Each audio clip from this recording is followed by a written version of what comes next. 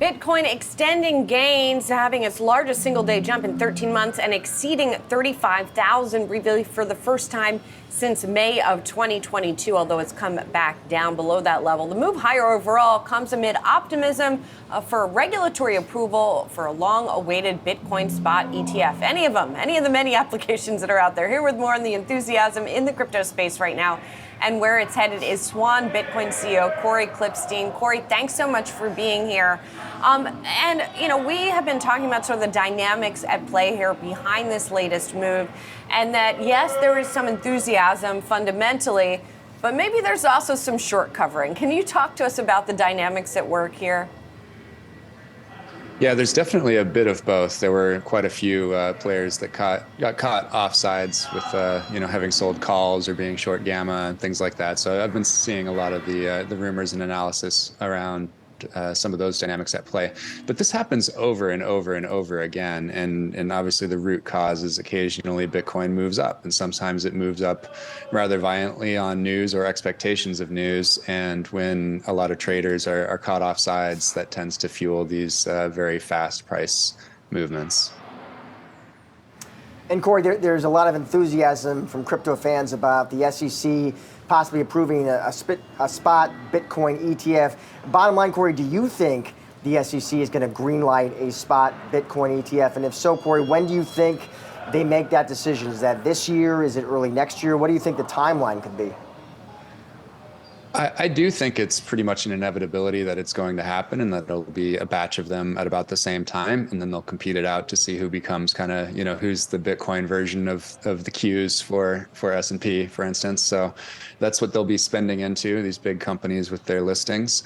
As far as timing, I have been handicapping it as, basically Q1, but it does seem like there is a smaller chance, obviously, of it happening sooner. I would place my bets on Q1 though.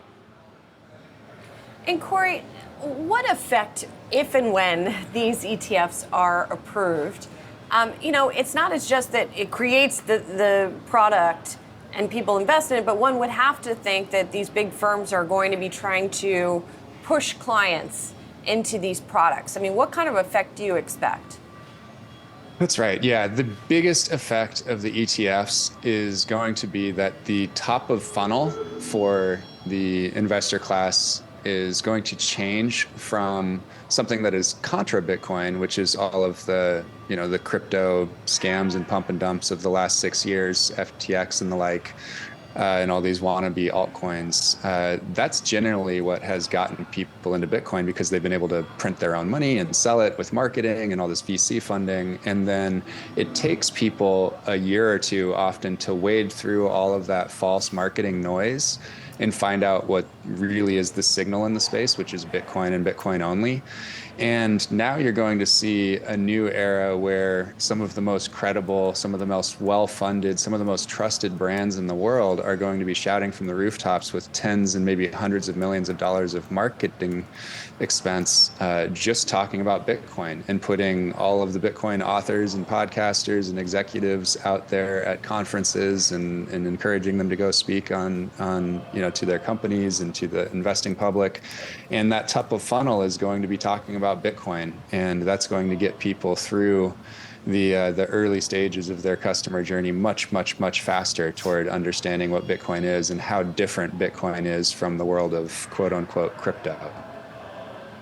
Well, Cory, by the same token, I mean, the SBF trial is still going on. Do you think that there will be sort of a public overhang from not just that, but some of the other frauds that there have been over the past couple of years, and that it's going to take some time to overcome some of that institutional and individual reluctance, perhaps linked to those incidents? Yeah, absolutely. I mean, they had a dramatically negative effect on Bitcoin in the last bull market because they siphoned demand away with false promises, and frankly, just by stealing demand with fake yields and fake pump and dumps that were all sort of just Sam's fraud, essentially, allegedly, but probably certainly. So, I think that we'll see a very different dynamic play out, and it'll be fascinating because there have been so many people, myself included, that would assume that the percentage rises, sort of bull cycle to bull cycle would continue to diminish.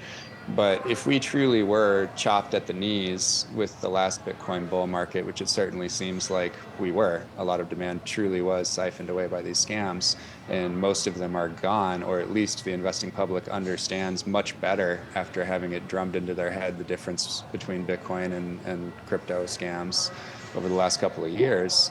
There's a very good chance that we see, a pretty different looking bull market the next time it really gets in swing for Bitcoin.